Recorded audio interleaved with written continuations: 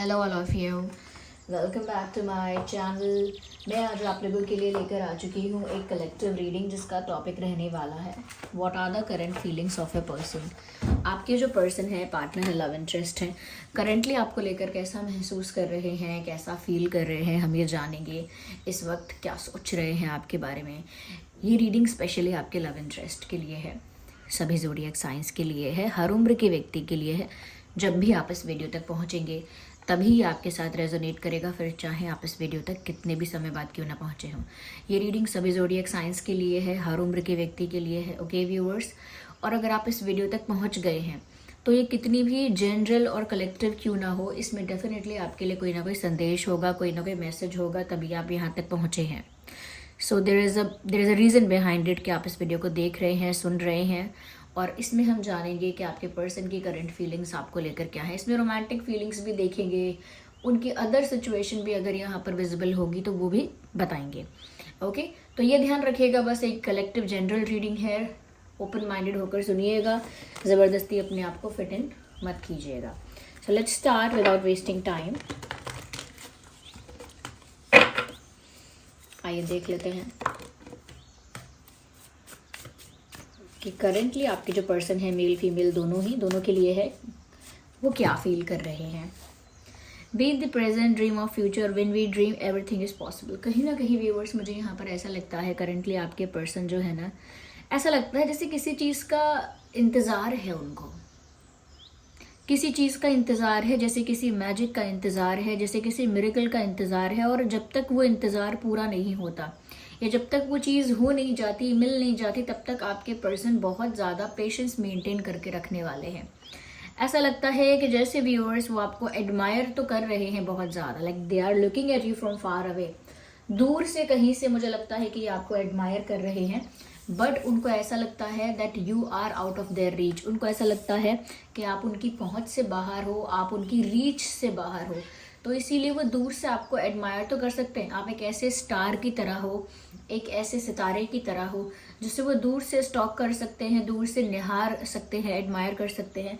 But when it comes to get close to you, जब आपके पास आने की बारी आती है तो उनको लगता है कि आप उनकी पहुंच से बाहर हैं।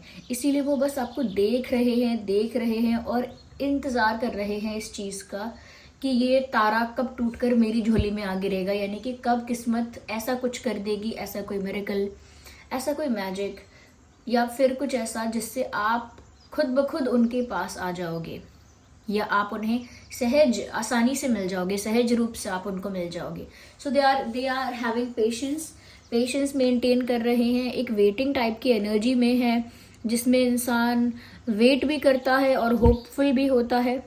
ओके, मुझे कहीं ना कहीं लग रहा है कि ये जो इंसान है, ये इसीलिए इंतज़ार कर रहे हैं कुछ होने का, या इसीलिए किसी मैजिक मिरेकल का वेट कर रहे हैं, क्योंकि दे सी अ फ्यूचर विद यू। वो इस चीज़ को एक्सेप्ट करते हैं कि प्रेजेंट में आप उस तरह से उनके पास नहीं हो जिस तरह से वो चाहते हैं, जिस वे से वो आपको अपने साथ देखना चाहते हैं प्रेजेंट में, करंट सिचुएशन में, उस तरह से आप उनके साथ नहीं हो। बट फिर भी क्योंकि उनको फेथ है, उम्मीद है, इसीलिए वो फ्यूचर को लेकर काफ़ी पॉजिटिव होकर आपको एडमायर कर रहे हैं कि अभी नहीं तो इन फ्यूचर ज़रूर हो जाएगा। तो एक दिख रहा है कि पॉजिटिविटी है माइंड में, उम्मीदें बांधी हुई हैं उन्होंने, उन उम्मीदों से अपने पेशेंस को बांधा हुआ है, मेंटेन किया हुआ है, और कहीं ना कहीं एक फेथ रख लिया है प्यार पे या यूनिवर्स पे, भगवान पे, कि जो वो चाह रहे हैं, अगर उनका इरादा या इंटेंट अच्छा है तो उनको मिलेगा। इसीलिए उन्हें बहुत ज़्यादा स्ट्रैटेजी बनाने की, बहुत ज़्यादा प्लानिंग करने की, बहुत ज़्यादा माइंड गेम्स खेलने की, या बहुत ज़्यादा फिक्र करने की ज़रूरत नहीं है। Things will fall into place. जो चीज़ें हैं वो सही जगह पर अपने आप आ जाएंगी। तो दूर से एडमायर कर रहे हैं, लेकिन आप उन्हें उनकी पहुंच से बाहर दिखते हैं। अब किस तरह से आप पहुंच से बाहर हैं, या तो आप ऐसे बहुत ब्यूटीफुल हैं, बहुत गुड लुकिंग अट्रैक्टिव हैं, जो उनको लगता है कि आप उनकी पहुंच से बाहर हैं, या काफ़ी आप एक ऐसी पोजीशन में है लाइफ में, एक ऐसी पोजीशन, एक ऐसे स्टेटस पे है जो उनको लगता है कि आप उनकी पहुंच से बाहर हैं। या फिर अपनी लाइफ में आप, हो सकता है कोई और आपके क्लोज है या किसी और को आप पसंद करें, तो भी वो सोच रहे होंगे कि आप उनकी पहुंच से बाहर हैं। तो किसी ना किसी कॉन्टेक्स्ट में तो ये इंसान ऐसा सोच रहे हैं कि आप उनकी पहुंच से बाहर हैं। हो सकता है ये अपने आप को काफ़ी इन्फीरियर समझते हैं और आपको बहुत सुपीरियर समझते हैं, इसीलिए खुद को इन्फीरियर समझ के मान लेते हैं कि मैं नहीं पा सकता इस इंसान को, या मैं नहीं पा सकूंगी, तो इसीलिए शायद उन्होंने सोच लिया हो कि आप उनकी पहुंच से बाहर हैं। यहाँ पर व्यूअर्स उनको ऐसा लगता है, ऐसा वो महसूस कर रहे हैं कि या अगर प्यार है और वो सच्चा है तो कहीं ना कहीं डिफरेंस आएगा।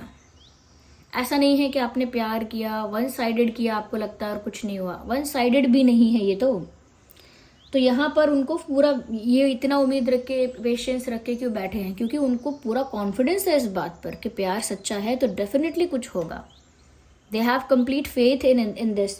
यहाँ पर तो व्यूअर्स ऐसा भी लग रहा है कि कहीं ना कहीं आपके पर्सन जो हैं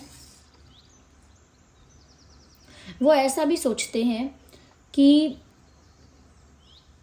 उनको ना व्यूअर्स ऐसा कह सकते हैं हम कि ट्रस्ट इश्यूज हो सकते हैं, ओके। और ऐसा नहीं वो आप पर ट्रस्ट नहीं करे, ट्रस्ट इश्यूज उनको इस तरह से हैं कि उनको कोई इतना ज़्यादा चाहेगा इस बात का भी उनको भरोसा होना मुश्किल हो जाता है। ऐसे ट्रस्ट इश्यूज हैं कि कोई उनको ब्लाइंडली या अनकंडीशनली या कह सकते हैं मैडली उनको प्यार करेगा तो वो डाउट में आ जाएंगे, ट्रस्ट नहीं कर पाएंगे कि मुझे कैसे कर सकता है कोई इतना प्यार।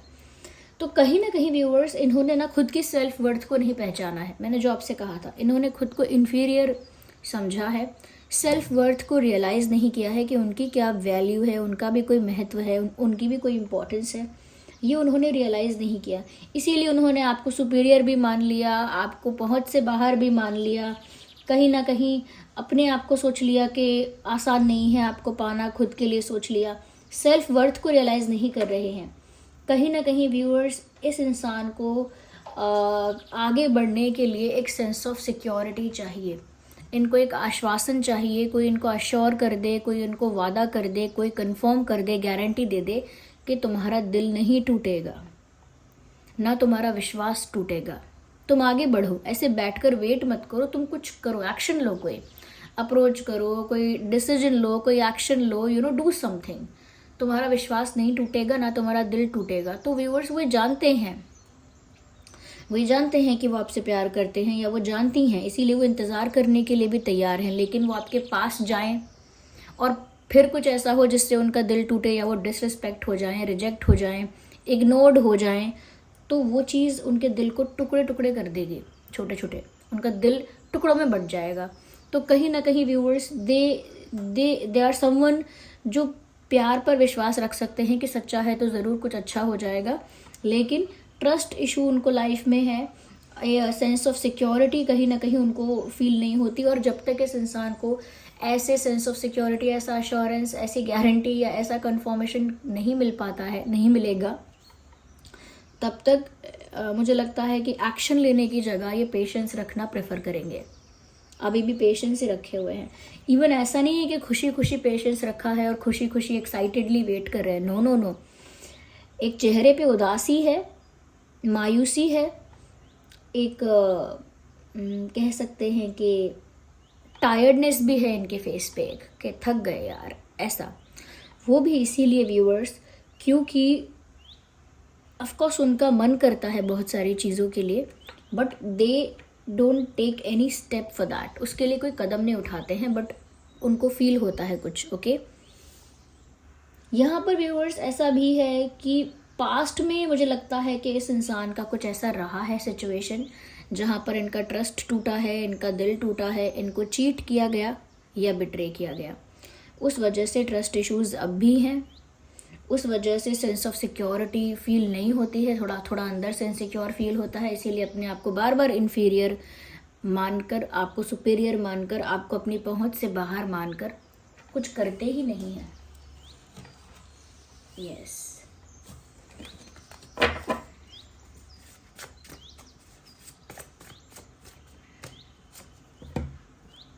देखिए beautiful card, you can C the union of heart. The union of hearts, there is a connection of love that defies explanation. Viewers, वो एक ऐसा इंटेंस रोमांटिक कनेक्शन आपके साथ महसूस करते हैं, एक इतना डीप इंटेंस कनेक्शन, इतना कह सकते हैं कि इतना प्योर कनेक्शन आपके साथ फील करते हैं जिसको आप या वो डिफाइन नहीं कर पाएंगे। ये व्यूअर्स जो बातें आ चुकी ना यहाँ पे, ये सोल लेवल की बातें हैं। ओके, आत्मिक तौर पर, आत्मिक स्तर पर, यानी कि सोल टू सोल कहीं ना कहीं एक ऐसा कनेक्शन आप दोनों का बन चुका है, एक ऐसी केमिस्ट्री आप दोनों की बन चुकी है, एक इस तरह का कह सकते हैं कि लिंक कहीं ना कहीं या कनेक्टेड हो चुकी है आपकी सोल, जिसकी वजह से व्यूअर्स ये ऐसा है जैसे दो लोगों का मिलकर वापस एक हो जाना, दो लोग मिल गए और एक हो गए, एक बन गए, क्या कहते हैं वो, दो जिस्म एक जान। तो बिल्कुल वैसा ही मुझे लग रहा है कि एक जान जैसे बन चुके हैं आप लोग, इमोशनली और स्पिरिचुअली, यानी आध्यात्मिक लेवल पर भी।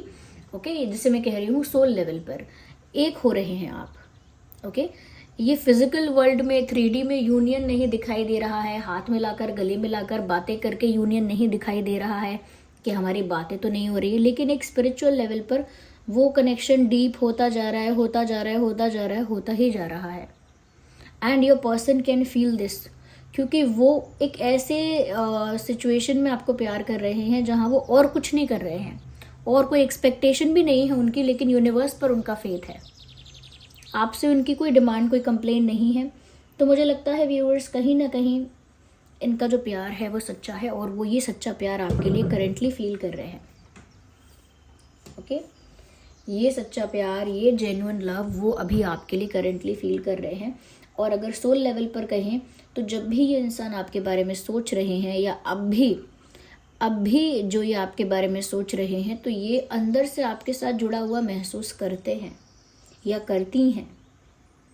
या ऐसा भी है कि ये आपकी अगर तस्वीर देख रहे हैं या कभी लाइव आपको कहीं देख लेते हैं, रियलिटी में आपको देख लेते हैं, तो जैसे व्यूअर्स इनके दिल में जैसे तितलियां उड़ने लगती हैं और जैसे मौसम में बाहर आ जाती है, जैसे दिल धक धक करने लगता है। So they are in that stage of love, वो उस प्यार की उस स्टेज पर है जहाँ पर आपको देख लेना भी उनके लिए एक यूनियन जैसा प्रतीत होता है। It is spiritual. इसको देह का या कह सकते हैं कि मटेरियल वर्ल्ड का ठप्पा लगा के, टैग लगा के इसको दूषित नहीं करना। अगर आप भी इनके साथ ऐसा स्पिरिचुअल लेवल का प्यार महसूस करते हैं तो उसे और एम्ब्रेस करना, उसे और इरिगेट करना, यानी उसे सींचना और उस फीलिंग को उसे और एम्ब्रेस करना, उसे और बढ़ाना। Okay, because they feel that intense chemistry with you. Viewers, ये मैं आपको इसीलिए समझा नहीं पा रही हूँ क्योंकि मैं कम शब्दों में कैसे समझाऊँ ये, क्योंकि ये बात तो ऐसी है कि मैं घंटा भर बैठ के आपको समझाने बैठूँ, लेकिन घंटे भर के लिए तो ये रीडिंग हम नहीं कर रहे हैं ना। आपको छोटे छोटे में मैसेजेस चाहिए। कई लोग तो बोलते भी हैं कि रीडिंग को इतना लेंदी क्यों बना लिया आपने। ओके, तो छोटे शब्दों में, कम शब्दों में यही बता सकते हैं व्यूअर्स कि उनको रियलाइज़ नहीं हो रहा है कि वो कब आपके साथ इस तरह से जुड़ते जा रहे हैं जहाँ पर वो आपका वेट करते करते, पेशेंस रखते रखते, फेथ रखते रखते या कहीं ना कहीं सच्चे प्यार पर अपना ट्रस्ट रखते रखते आपसे कब पूरी तरह से जुड़ गए। लेकिन जो एक अभी भी बैरियर है वो है इनका डर, इनका ट्रस्ट इशू जो है वो डर, और इनका जो इनसिक्योरिटी है। इनसिक्योरिटी मतलब जो सेंस ऑफ सिक्योरिटी उनको फील नहीं होती है, वो वहाँ पे मैं बोल रही हूँ कि वो सिक्योर फील नहीं करते हैं। उनको डर लगने लगता है बहुत जल्दी, ये मुझे छोड़ देगा। सपोज़ ये ऐसे इंसान हैं, आपने एक दिन इनसे बहुत अच्छे से बात की, लेकिन अगले दिन अगर आप थोड़े बिजी हो गए, आपको लगा अब मैं परसों बात कर लूँगी, आज तो बिल्कुल टाइम नहीं है, उस एक दिन में ये इंसान इतना सोचेंगे कि क्या हो गया इनको, इसका मतलब मुझे छोड़ने वाले हैं, इसका मतलब पक्का इनको रिग्रेट हो रहा है कि इन्होंने मुझसे इतना अच्छा बॉन्ड, इतना डीप बॉन्ड बनाया, क्यों मुझसे इतनी बातें क्यों की, ये इंसान खुश नहीं है। अगर इस इंसान को अच्छा लगा होता उस दिन बताए हुए पल, तो ये दोबारा बात करता, इसने ऐसा क्यों किया, वैसा क्यों किया, क्योंकि इनको ट्रस्ट इश्यूज पास्ट से हैं। इनके पास्ट में फ्रेंड्स ने, फैमिली में किसी ने भी इनके साथ कुछ ऐसा बिट्रेयल, चीटिंग कर दी है छोटे मोटे या बड़े लेवल पर, जिसको ये सोच के बैठते हैं कि बस मेरे साथ दोबारा ऐसा ना हो। तो व्यूअर्स, मुझे यहाँ पर ऐसा लगता है कि ये इनकी करंट फीलिंग है आपको लेकर। Ignore the background noise, okay, leave it, what ever is the background noise, leave that noise. तो आइए देख लेते हैं, हैंड रिटन मैसेजेस में भी देख लेते हैं कि कैसा फील कर रहे हैं आपके लिए। Sorry I behaved very immature. Acceptance है यहाँ पर, ये एक्सेप्ट कर रहे हैं कि मुझे माफ़ कर दो, मैंने बहुत इमेच्योर बिहेव किया है। तो हो सकता है व्यूअर्स इस बिहेवियर को आप भी या ये खुद भी एक बचपना समझते हैं कि ऐसा क्या होता है, वेट करेंगे, ये करेंगे, डर लगता है। डायरेक्ट बात करनी चाहिए अगर आप पसंद करते हो तो वो माफ़ी भी मांगते हैं अगर आपको ऐसा लगा कि उन्होंने इमेच्योरली बिहेव किया है कहीं भी या आपके साथ कैसे भी। ओके, तो ये यहाँ पर दिख रही है कितनी इंटीमेसी और कितनी केमिस्ट्री है। साफ साफ मैसेज में लिखा है kiss me. I think this person wants to kiss you. I think ये आपको किस करना चाहते हैं। ब्यूटिफुल। ओके, देखिए मैंने कैसे मिस कर दिया ये। In this picture you can see that two person kissing each other. यहाँ पे दिख भी रहा है कि दो लोग एक दूसरे को किस कर रहे हैं, और इस मैसेज में भी इन्होंने कहा है किस मी। ओके, तो कहीं ना कहीं दोनों ही बातें यहाँ पर दिख रही हैं। मैंने देखा कैसे नहीं, साफ साफ ये कहना चाहते हैं कि वो आपको किस करना चाहते हैं। तो करेंटली उनकी फीलिंग ये है viewers, I think this person wants to kiss you. Okay,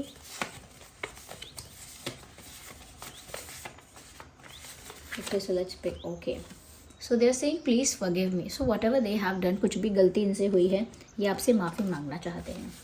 अगर इन्होंने कुछ गलती की है तो they feel apologetic. Okay, so they want to, okay, तो फिर से यही कार्ड है, please forgive me and please forgive me. I think सच में किसी बात के लिए काफ़ी गिल्टी है ये इंसान करेंटली, काफ़ी गिल्टी फील कर रहे हैं ये करेंटली, और सच में आपसे माफ़ी मांगना चाहते हैं। 2 बार ये मैसेज आया, but we have another card. The timing just was not right for us. वो समय ही ठीक नहीं था। तो कोई एक ऐसा समय रहा है जहाँ पर आप लोगों की दाल नहीं गली, या आप लोगों के बीच कुछ गड़बड़ हो गया, कुछ डिफरेंसेस या डिस्टेंस आया, जो भी एक समय ऐसा था जहाँ पर आप लोगों के बीच चीज़ें अनस्टेबल हो गई। उस समय के बारे में ये कह रहे हैं कि वो समय ही ठीक नहीं था।